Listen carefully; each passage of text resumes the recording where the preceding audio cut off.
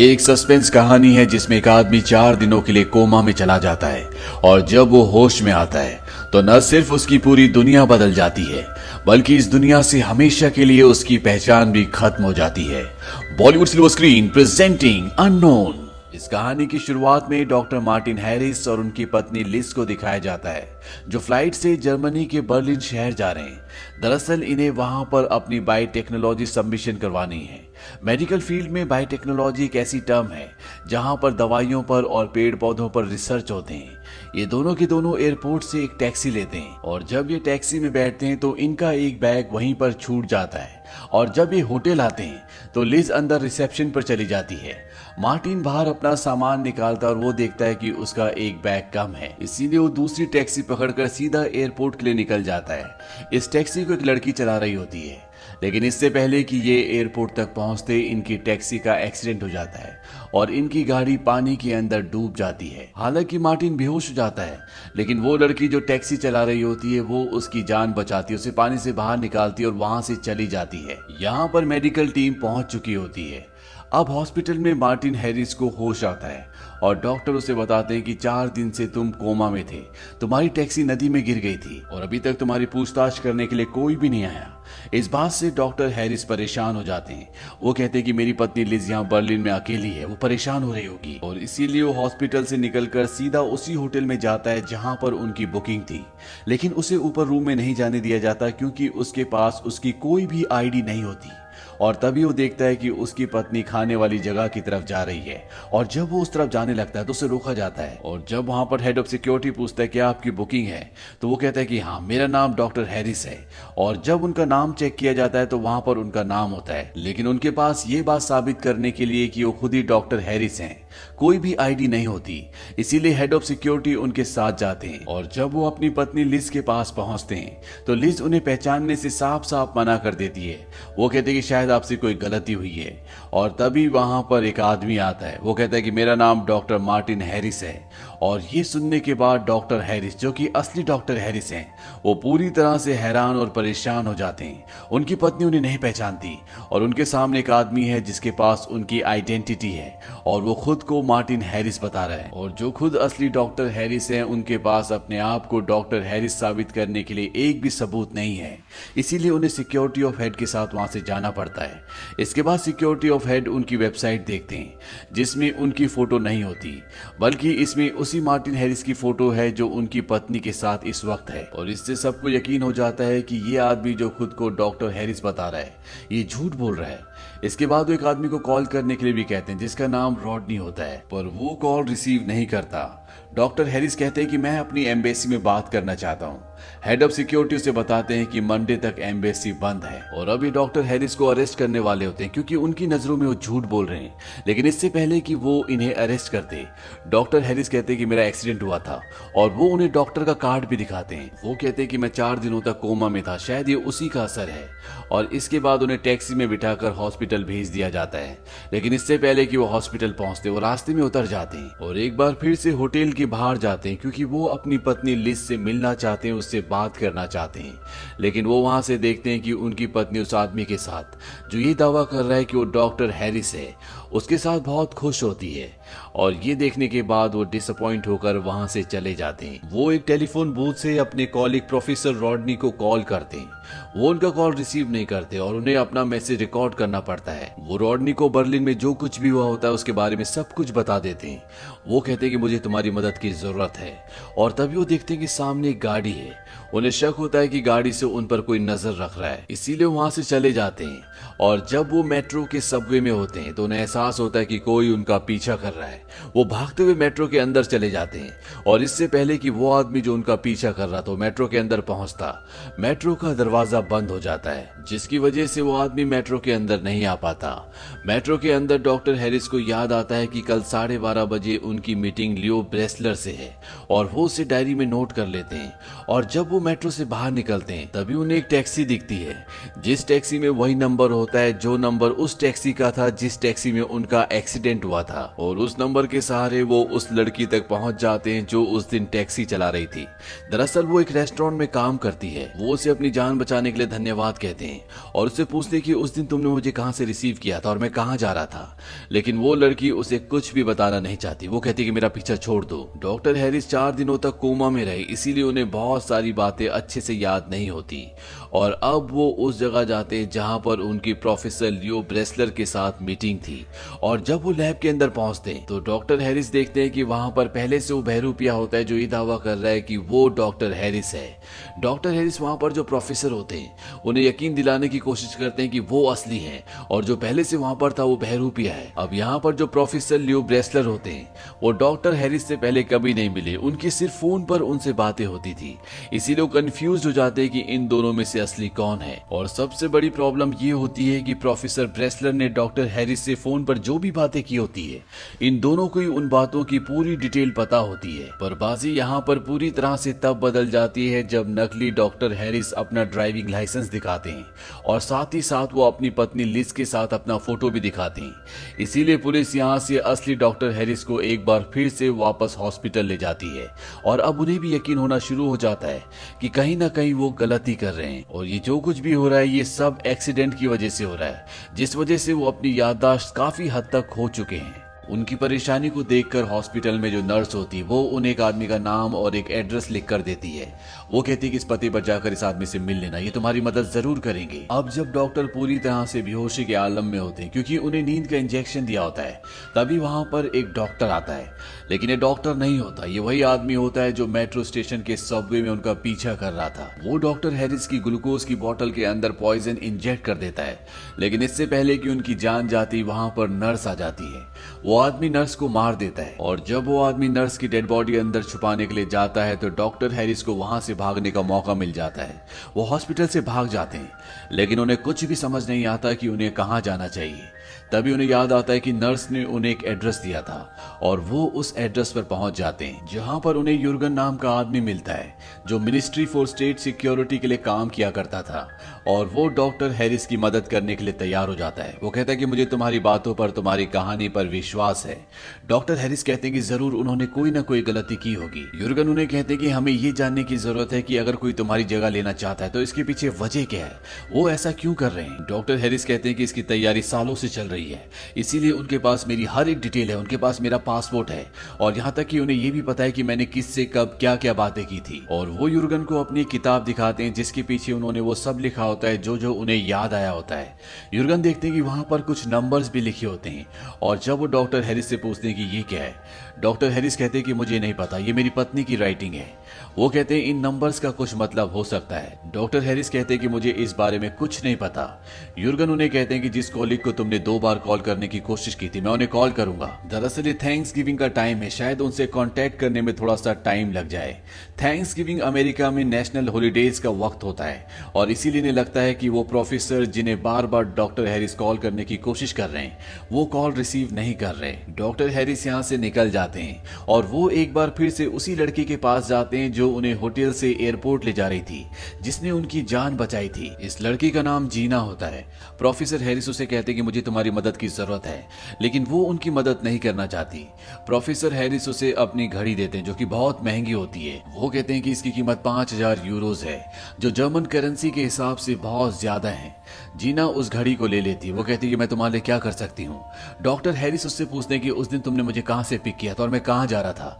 दरअसल उन्हें कुछ याद नहीं होता कि उस दिन जब उनका एक्सीडेंट हुआ था तो वो कहाँ जा रहे थे।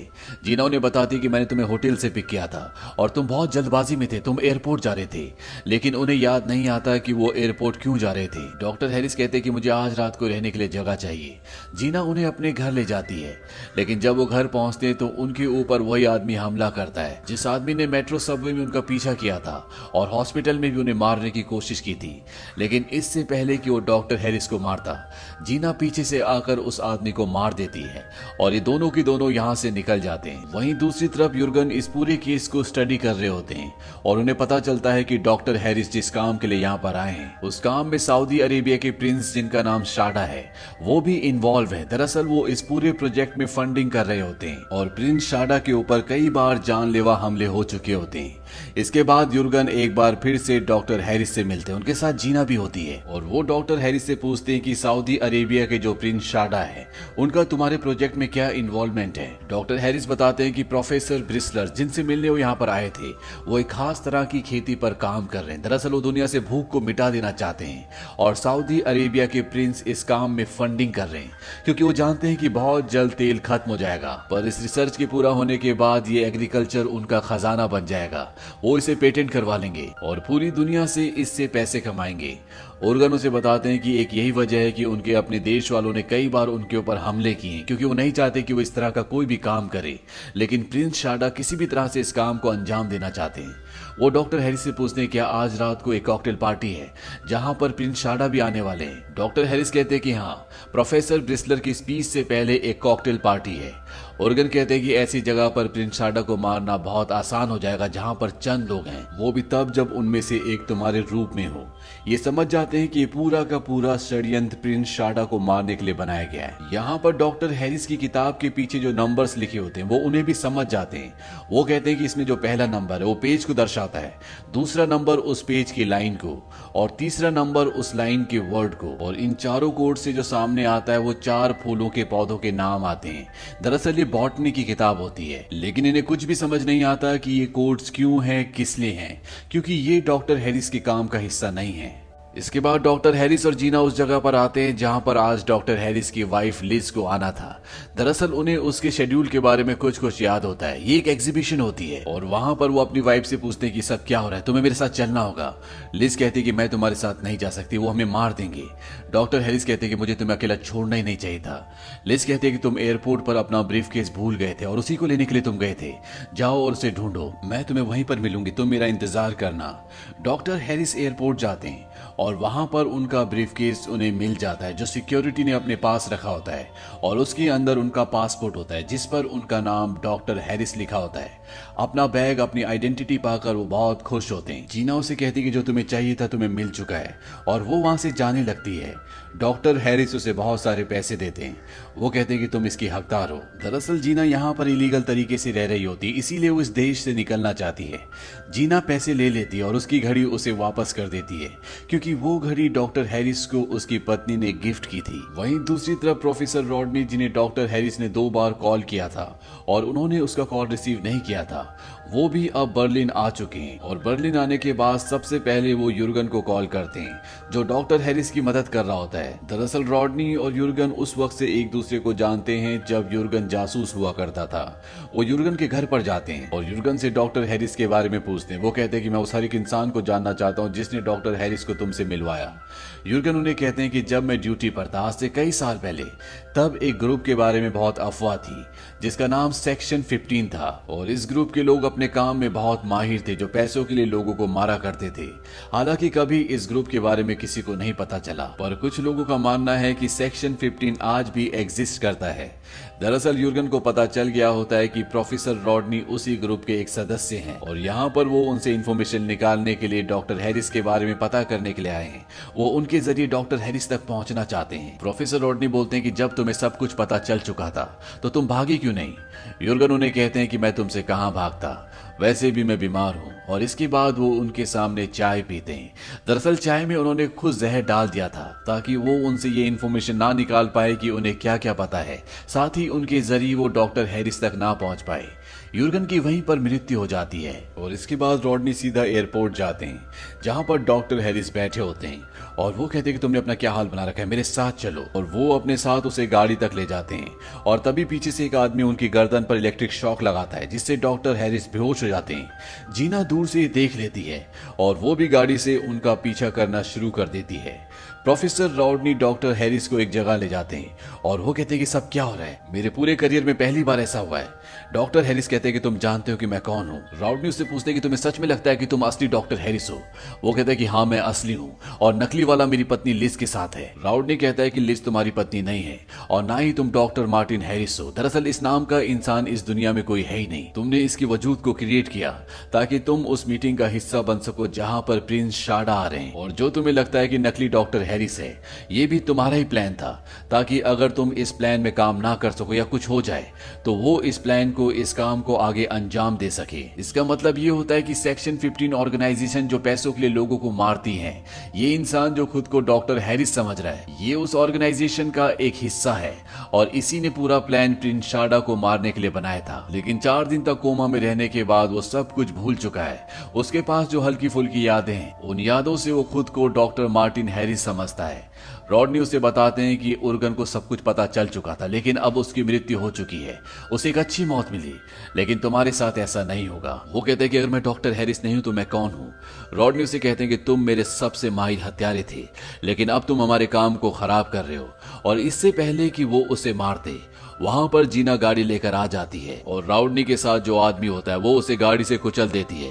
राउडनी गाड़ी के अंदर चला जाता है, लेकिन जीना उस गाड़ी को भी बिल्डिंग से नीचे धकेल देती है, जिससे उस गाड़ी में ब्लास्ट हो जाता है। और इसके बाद खुद को डॉक्टर हैरिस समझने वाला ये इंसान, जिसे अपना नाम भी याद नहीं है, उस ब्रीफकेस को खोलता है जो एयरपोर्ट से लाया था, और वो देखता है कि उसके अंदर उसके कई अलग अलग नाम के पासपोर्ट्स होते हैं। और ये देखने के बाद वो पूरी तरह से हैरान और परेशान हो जाता है। वो समझ जाता है कि राउडनी जो भी कह रहा था वो सच कह रहा था, वो डॉक्टर हैरिस नहीं बल्कि एक हत्यारा है।